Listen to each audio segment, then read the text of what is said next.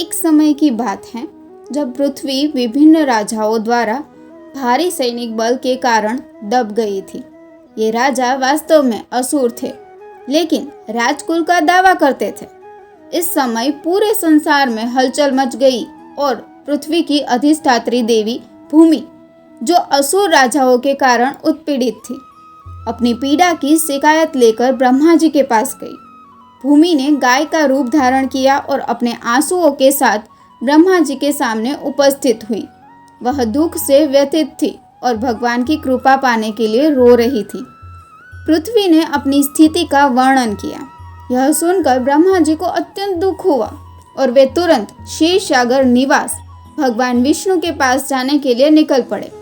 ब्रह्मा जी के साथ सभी देवता भगवान शिव की अनुयायी में भगवान विष्णु के पास गए। भूमि भी उनके पीछे पीछे चली।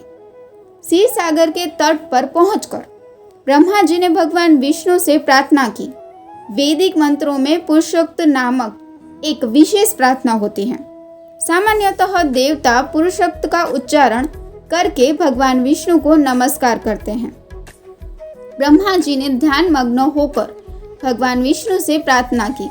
भगवान विष्णु ने संदेश भेजा कि वे शीघ्र ही अपने पूर्ण शक्तियों सहित पृथ्वी पर अवतरित होंगे और असुरों का विनाश करेंगे। उन्होंने देवताओं को यदुवंश में जन्म लेने का निर्देश किया, जहां भगवान स्वयं प्रकट होने वाले हैं। भगवान श्री कृष्ण का जन्म वसुदेव के पुत्र के रूप में हुआ।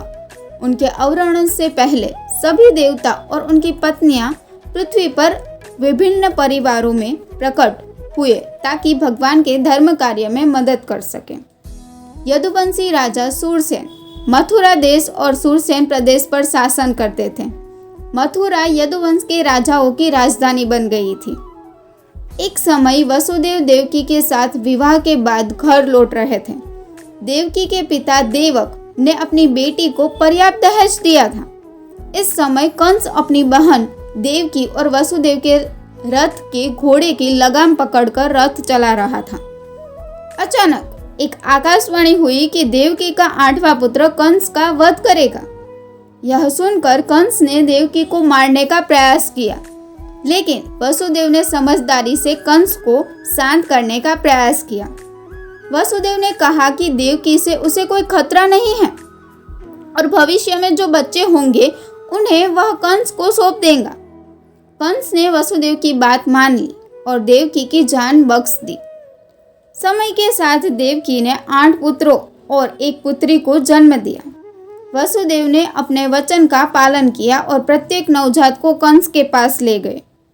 पहले पुत्र को देखकर कंस को दया आई, लेकिन बाद में उसने सभी पुत्रों को मार डाला। अंततः श्री कृष्ण का जन्म हुआ और वसुदेव उन्हें गोकुल में नंद और यशोदा के घर छोड़ आए। श्री कृष्ण ने बाद में बड़े होकर कंस का वध किया और पृथ्वी को असुरों के अत्याचार से मुक्त कराया। यही है श्री कृष्ण के अवतार की पावन कथा, जो हमें यह सिखाती है कि धर्म की स्थापना और अधर्म का विनाश सुनिश्चित होता है। अगर आपको यह कथा पसंद आई हो तो हमारे चैनल को सब्सक्राइब करें और बेल आइकन दबाइए ताकि आप हमारे अगले वीडियो को मिस न करें। धन्यवाद।